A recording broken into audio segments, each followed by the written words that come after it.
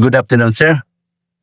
Good afternoon, everyone. I am at present Colonel Neroso Amor, JC Philippine Army Reserve, and retired in the Philippine Army last July 10, 2010.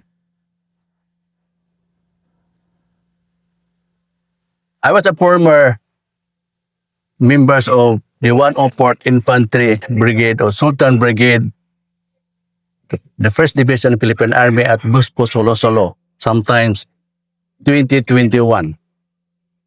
My experience na hindi ko makalimutan when I was the executive officer after my stint as the history, and luckily at that time I was the member of the staff with our brigade commander, Colonel General Brigadier General Romeo Tolentino, then Colonel at that time, with our brigade staff. At present, I have with me our staff of the brigade, our Operation Sergeant, Master Sergeant Willie Paipon, with our former history, Captain Gambala, Hanayan BDXO, at the same time, the headquarters commandant. When the group of the rebels, MNL rebels under Norbisuari, the brigade of 104 was attacked sometimes 19 November of 2021. As the commandant, I said to it that the camp should not be infiltrated by the enemy. But the enemy is determined to attack the brigade. But because of the support of the civilian population in the area, we were able to sustain. And the army and at the camp were able to have the integrated defense force, so that the army composite, the Rangers, the Navy, Marines particularly, and the infantry were able to defend our camp. As a result, we have accounted 48 killed and 13 wounded of the enemy, as recorded by the Human Sigin the following day. And we have only one wounded, our supply in CO. And I was awarded gold cross as a result of, and then I was able to sustain the fight with the Rangers and Vice Secretary Rangers in the perimeters. So yun lang medyo hindi ko makalimutan, dahil sabi ko, I am a unique because I am at a defensive. We could not gold cross ako dahil sa ginawa namin. Dalawang gold ko na dangap ko doon, pero ito lang unique. Then I was able to conceptualize the camp defense plan. Ito mahirap na sa lahanan. Kano katagal yung pag... 3 hours ang prepare to. Naumpisa ng 7:30 na umaga, 3 hours hanggang tanghali. Hanggang nakapag-reinforce kami ng chopper, nag-ikot doon, ang mga MG. Kaya napilitan sila nag-withdraw. So sa Huisigent, kaya nga, ang pinaka-rest doon natin, ginawa ko, yung support ng Ranger, kasi separate man siya by North-South yung ginawa ko ba. Dahil pag-resupply, ngayon kasama ko nag-resupply, kasama ko doon na nag-ikot-ikot na. Yan, tinamaan ng Astribalit, kaya na-wound siya, kunti malang. Pero at least, na-wound isa. Isa lang yun. Kaya nga, sabi ko sa military, simple lang yun as that, pero nakita ko na dapat i-prepare mo yung tao sa group. And I have to divide the camp according to their occupations, Scout Ranger, Marines, Infantry, so that pagdating ng mga instant ng Foreigns, sandali na mag-response. Matter of sustenance lang para sa amin. So dapat walang bakante doon sa mga perimeter defenses. Yun lang ang na-contribute ko. Bakit gano'n sila katafa? Pinasok pa rin na yung Ang sa galit nila dahil noon nga, bumalik na ba si Norme Suare nung panahon na yon, nung sa Norme Suare, Anong 20, 2001, 2001? ang 2001. 2001. 2001. Yung medyo nagkameron kung dahil pinalitan man si Norme Suare ng ibang swarm. Kaya meron siya react, meron siyang mga force doon. Kaya ako naman, dahil sa history, noon sa Port Division noong una, well, nangyari doon sa anong kasunog yung hulo nung sometimes Port Division pa, mayroong sundalo pa ako. Na inatak din niya yan. Kailan maraming kasi na-disturbo ng mga civilian. Pero sa panahon namin, ayos namin. Na dapat walang civilian na mga kuan ba, mga destroso. Kaya limited ang movement, same time, support ng civilian populous area. Yun ang nakita namin ni Pesa na unang panahon at sa panahon namin sa Sultan Brigade. Kasi ang relasyon namin sa mga tao, professionals, supported talaga sila. Yun lang, ang ginamit nilang ng grupo sa Minilip na meron silang kakayahan, can they try to push us. And I sa loob ko, at least, meron kami yung planning, define the plan. At least nakita namin na hindi biro-biro yung camp defense plan. Kaya, ang masasabi sa kasama ko, sa military, huwag yung biruin ng camp defense plan. Kasi, pag nangyari ng merong towards, Pero you're already the ranger. yes, I am a ranger. Graduate ka na. Yes. Anong course? Class ka. Class 58 ako. Class, class 58. Class 58, that's 84. Kaya nga, sabi ko sa loob ko, I was a former DTO commander. DTO commander. Yes, sir. The same time, battalion commander of 32nd IB. And I was the history of 103rd Brigade ng Basilan. Yung ng Basilan noon. Then kinuha din ako ng staff ng Ofort dahil yun ang dating unit ko when I was as a lieutenant, second lieutenant of the 10th Infantry Battalion of the 1st Division. At least meron akong idea dahil doon sa Concalis area, just, knowing the terrain, lama ako sa kasama ko. So, with the knowledge of the ranger, able to isocialize our defense. Dahil at Marine siya, kahit ranger, para kami ng color, at least, as a senior officer, kaya nangyayari yun, walang nakuhaan. Although, merong dami sa mga Navy, ng Marines, pero minimal lang siya kasi hindi nakapasok sila. Hindi sila nakapasok kasi sabay-sabay kami nag-react doon. So, at least, masaya naman namin CO. At that time, Colonel Tolentino, Romeo Tolentino, and that is, yun ang pinaka-unang ang galing tawag natin clue na siya mag-CTPA. Kaya Kanangirapan nun, sir. Kasi ranger. wala na siya kasi that time when I was the CODTO, sa infantry, 30% of the 1986 up to that time, yung mga tao na mga batalyon, dumaan sa akin sa Estro. Kasi akong CEO ng Ranger, ganda ako na-train sa regiment doon, pagbalik doon. Kaya akong CEO, kaya kilala na ako. Kayong tinuro ng regiment, tinuro ko rin. Plus practical doon sa area, knowing the enemy, knowing the terrain, lamang kami ng upstep doon sa kalaban. Yun lang, mayroong mga kasaka kami. Si unit and unit, sa Ranger, mga snipers, dali lang sa pag-usapan dahil meron man kaming ginawa na contingency plan. Yun ang pinaka-clue doon. Kahit sino yung nando sa loob, pag sinundan yung plano, Yes. you do it and supervise. Yun ang doon ako nakalamang din doon ko sa area habang nag-gira doon ako, naikot-ikot ako doon. Yes, sir. Kaya ang sabi nila, Sir, bakit matamaan ka? Sabi lang ni Master Spyfood, Sir, bakit na lang award mo? Hindi ko hiningi yun. Hindi ko hiningi yun. Yun ang mga tao doon. Pagpunta ko sa Ranger, andun ako. Pagpunta ko sa Maria, andun ako. Kaya sabi ko, ito lang. Huwag lang kayong lalayo dyan kasi kami nang bahala sa bala. Kami lang. Kaya gano'n nangyari. So, masaya ako. Kapag retired, yan nga, share ko rin sa mga kasama ko dyan. Kaya sabi ko sa loob ko. Yun lang ang medyo malawakan na experience ko na share ko na. Kahit magtanong ka kay General Tolentino, Kaya instrumental ako doon na yan kasi akala na biro-biro yung camp defense plan kasi bihira yung ganun. Kaya sa akin nga, as an infantry, sabi ko, ikaw pang inatak, ikaw pang magka-gold cross. Kasi hindi mo siya nakapasa. At talaga hindi siya nakapasok. Dahil ginamit ko yung dalawang Huey namin. Para walang mga major distraction sa vicinity ng kampo.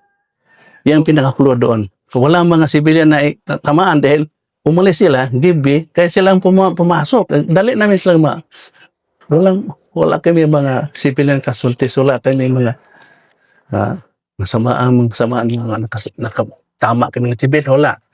Sila nga ang nakapag-dispose ng aming kampo. Kaya masaya kami. Then at least na-defend ang kampo. Plus, sinabi namin sa government, kahit gano'n ang pagkilala namin na kaya naman kong itaboy. Kaya sabi nila sa akin, mabuti nagawa mo yun. Pero nag-dry run kami. Every 3 days nag-dry run kami. Kaya doon kami sa perimeter matulog. Meron talagang gano'n kasi history repeat itself man. Kasi galit na siya sa ating gobyerno. Pero nung nagpalitan ng change of leadership ng WARM o yung ARM,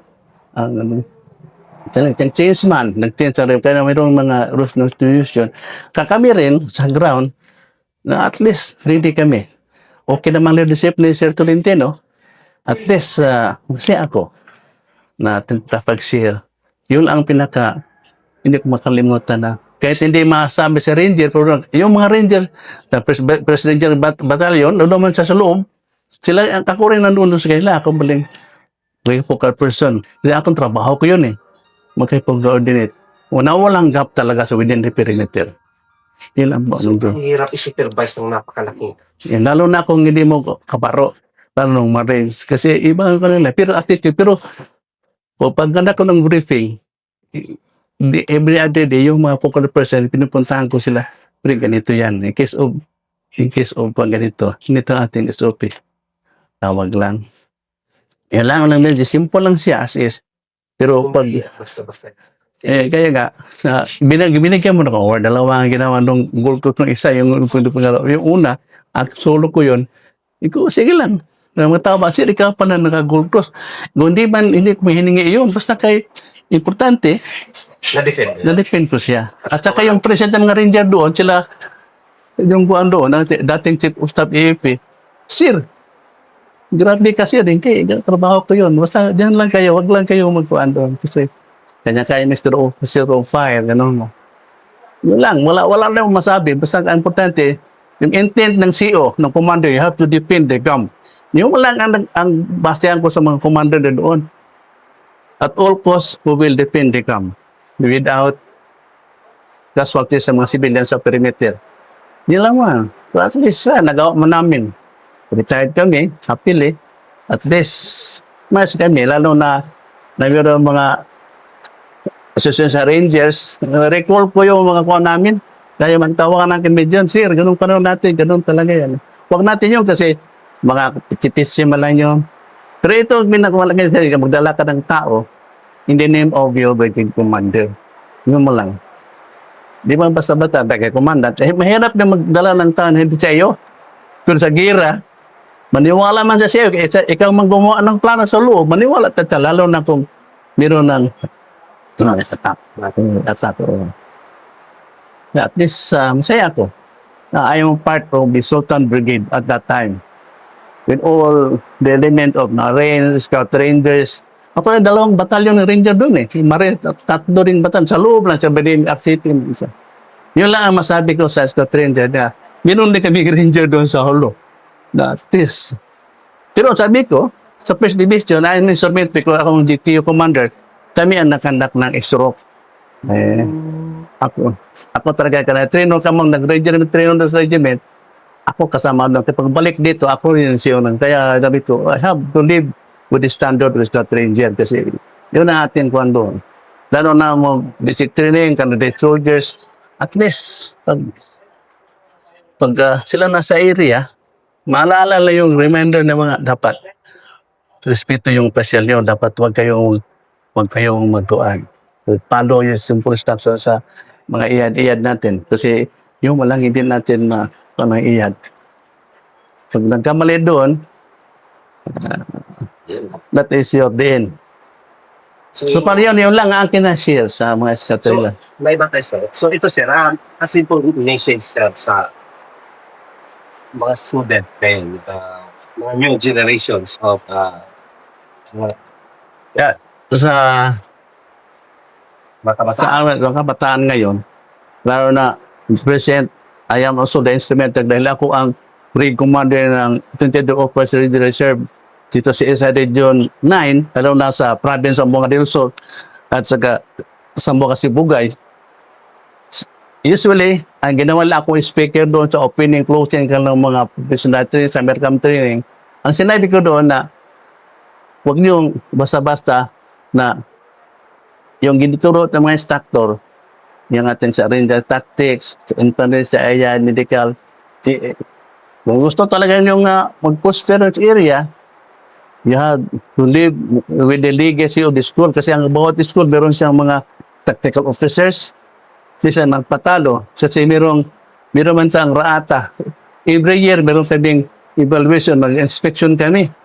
How far have we gone sa mga rotisya? Kaya yung binigyan namin doon, yung mga NCO na talagang well-rounded also, mga scout rangers, mga staff sergeant, na hindi yung basta-basta ba.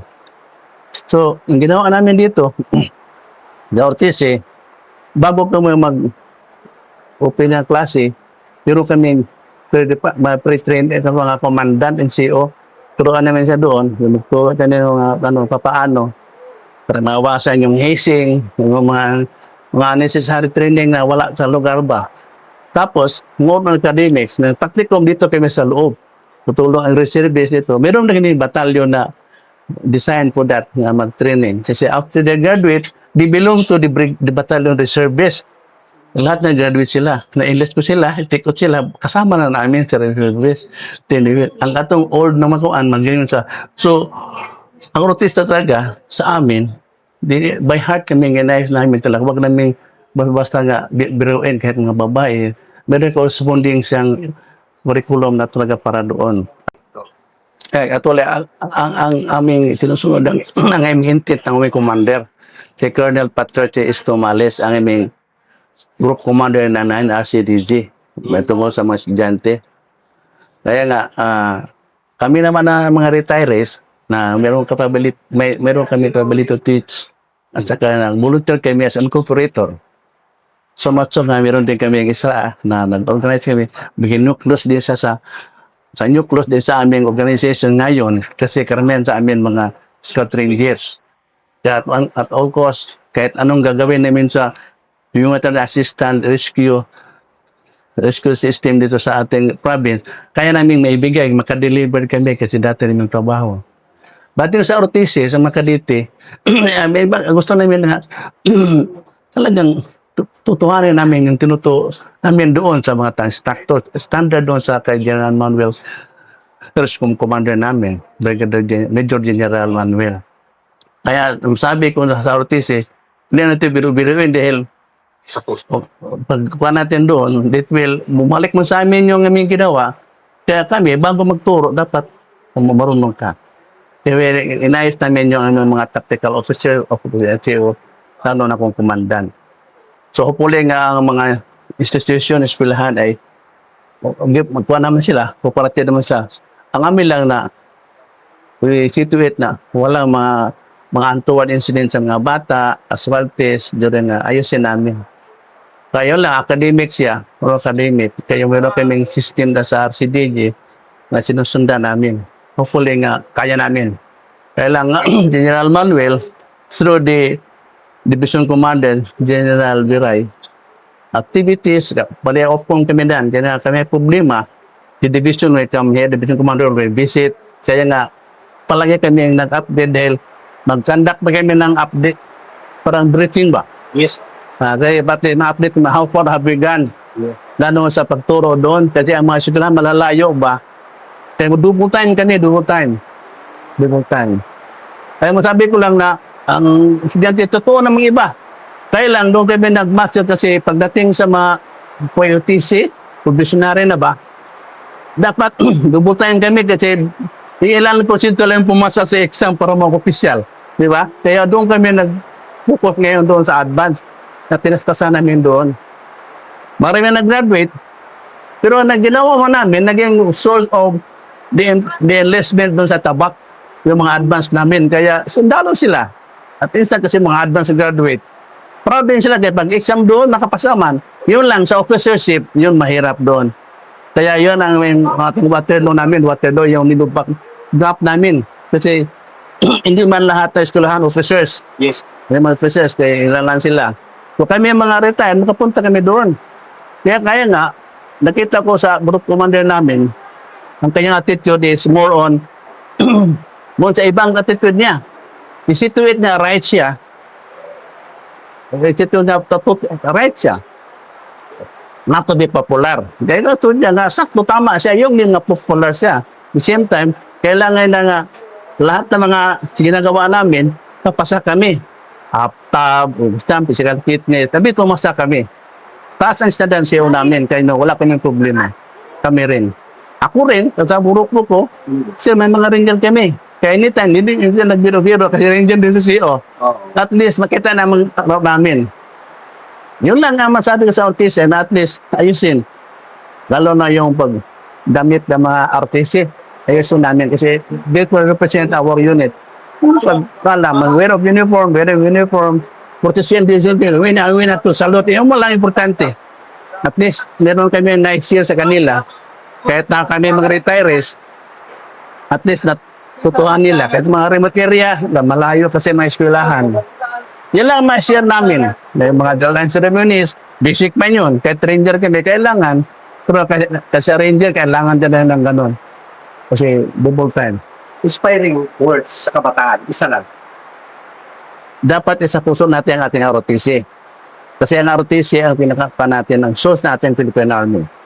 If we wanted to professionalize the Army, we start at the ROTC time. Kasi doon na sila nag-umpisa. Kaya natin, sana, yung kasama ko ng mga trainers, na yun natin pag-usapan. Kasi pagdating doon sa tabak, yung ako rin ang member ng committee, ng screening committee, masaya kami kasi lahat na fan doon, na pumasaman sila, yung depende doon sa ating upbringing, doon sa eskwelahan, at saka sa ACDG, training center. Yun lang masabi ko, pero biro ito, pagdating doon, wala rin siya mangyari. Mapalakas ang system na yan tutuloy. Dahil hindi supposed to be, umasa sila kasi galing degree holder man. Masaya ako. Dahil nung una ko nag-traino, hindi mas na degree holder. Karoon degree holder ngayon, degree holder na sa atin. At least na siya ito. Yung height, walang problema. Kasi meron bang height na doon. Importante, yung ating ginawa sa Army, pagdating sa field, kunti lang yung problema ng batalyon commander dahil prepared naman sila. Prepared na sila. Na dapat, ang legacy namin at napasa namin sa mga NCO, at least, pagdating sa mga present commander, kunti lang yung nila doon. Kunti lang masimasi doon kasi nagawa naman namin. Ideas. Idea lang siya. Background. Yun lang makita ko. Basta kung mga ROTC, ito natutuhanin. Kasi kami rin sa area, hinayos mo namin. We change. Binago namin, nakamove na kami, mga instructor, pinalitan namin. Binago ang concept, sinusunod namin sa taas. Wala namang bago. Kaya nga, yung iba mga bright boys dyan, sila yung gumagawa sa mga bagong POI ngayon, para implement sa amin. Hopefully nga, yung sa regiment, meron na ipagawa sa amin, bago magawa doon, magawa mo ng seminar, bago implement ng sa ROTC. Sana, gano'n na mangyari. Maraming salamat. Gandang hapon.